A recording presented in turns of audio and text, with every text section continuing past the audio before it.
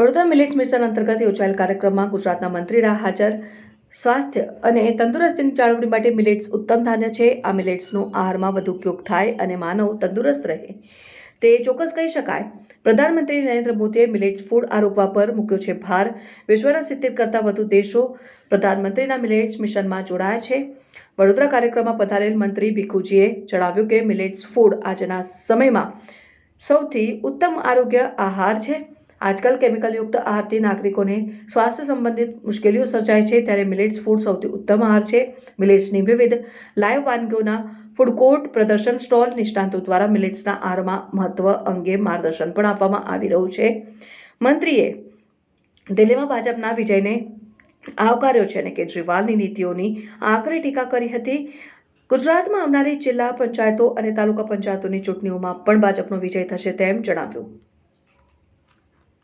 આપણા દેશના વડાપ્રધાન શ્રી નરેન્દ્રભાઈ મોદી સાહેબ જે સપનો જુએ છે એ સપનોને તેઓ સાકાર કરે છે. દાખલા તરીકે વાત કરીએ તો જ્યારે જ્યોતિગ્રામ વીજળીની વાત આવી ત્યારે એક સવાલ પેદા થતો હતો કે આપણા મોટા રાજ્યની અંદર આટલા બધા થોભલા, આટલા બધા વાયરો કેવી રીતે આવશે અને ક્યાંથી લાવશું.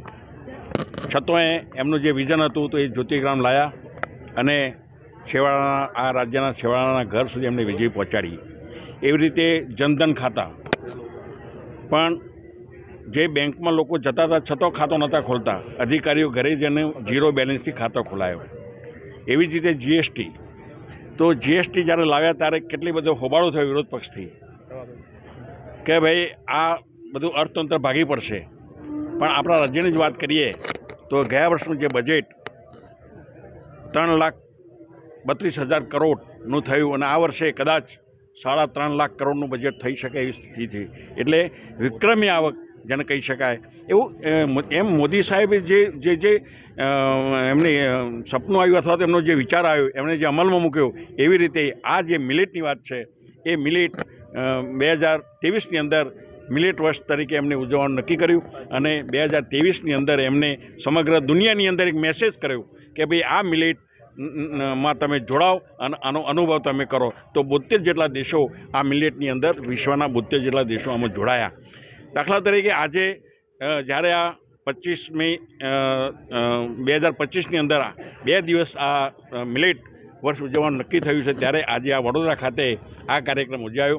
આ કાર્યક્રમની અંદર અમારા આ વિસ્તારના લોકપ્રિય ધારાસભ્ય અને વિધાનસભાના મુખ્ય દંડક બાલકૃષ્ણજી તેમજ જિલ્લા પંચાયતના પ્રમુખશ્રી, ડીડીઓશ્રી, પ્રાંત અધિકારીશ્રી, નિયામકશ્રી અને ખાસ કરીને ખૂબ મોટી સંખ્યામાં ઉપસ્થિત ખેડૂતો રહ્યા અને મિલેટ વિશેની જે વાત મેં પણ કરી અને અમારા રાજ્યના મુખ્યમંત્રીએ પણ ઓનલાઈન એમને સોંપ્યા.